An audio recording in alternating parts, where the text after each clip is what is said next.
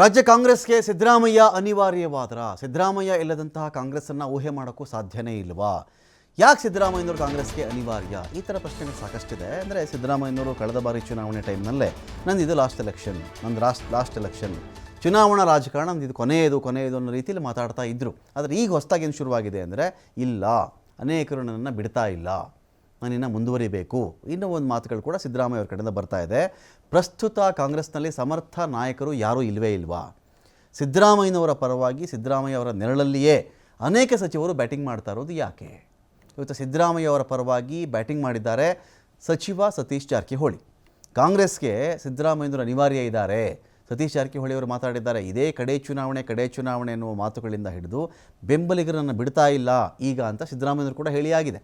ಇದರ ಜೊತೆಗಿದೀಗ ರಾಜ್ಯ ಕಾಂಗ್ರೆಸ್ಗೆ ಸಿದ್ದರಾಮಯ್ಯನವರು ಅನಿವಾರ್ಯಪ್ಪ ಅಂತ ಸತೀಶ್ ಜಾರಕಿಹೊಳಿ ಮಾತಾಡಿದ್ದಾರೆ.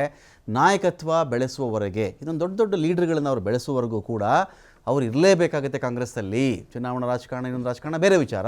ನಮ್ಮ ಕಾಂಗ್ರೆಸ್ಗೆ ಅವರು ಅನಿವಾರ್ಯ ಇದ್ದಾರೆ ಅಂತ ಹೇಳಿ ಜಾರಕಿಹೊಳಿ ಮಾತಾಡಿದ್ದಾರೆ.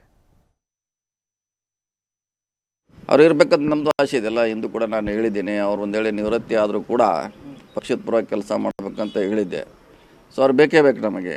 ಅವರು ಸ್ಥಾನದಲ್ಲಿ ಇಲ್ಲಾಂದರೂ ಸ್ಪರ್ಧೆ ಮಾಡದಿದ್ರು ಪಕ್ಷದ ಪರವಾಗಿ ಇರಬೇಕು ಅವರು.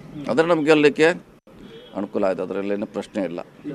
ಬಿಜೆಪಿ ಯಡಿಯೂರಪ್ಪನವರು ಇಳಿಸಿ ಎಡವಟ್ಟು ಮಾಡ್ಕೊಂಡು ಆ ರೀತಿ ಆಗಬಾರ್ದು ಅಂತ ಅದಾದ ಪ್ರಶ್ನೆ ಇಲ್ಲ. ಅದನ್ನ ಆಲ್ರೆಡಿ ಹೇಳಿದ್ದೀನಿ, ಅವ್ರು ಬೇಕು ನಮಗೆ. ಅವ್ರು ನಿವೃತ್ತಿ ಆದರೂ ಬೇಕೇ ಬೇಕು. ಅಟ್ಲೀಸ್ಟ್ ಒಂದು ಅವಧಿಗೆ ಹೊಸ ನಾಯಕ ತಯಾರಾಗುವವರೆಗೆ ಸಿದ್ದರಾಮಯ್ಯ ಅವರ ಬೆಂಬಲ ಅವಶ್ಯಕತೆ ಇದ್ದೇ ಇದೆ ನಮ್ಮ ಪಕ್ಷಕ್ಕೆ. ಅವ್ರು ಇರಬೇಕಂತ ನಮ್ಮದು ಆಸೆ.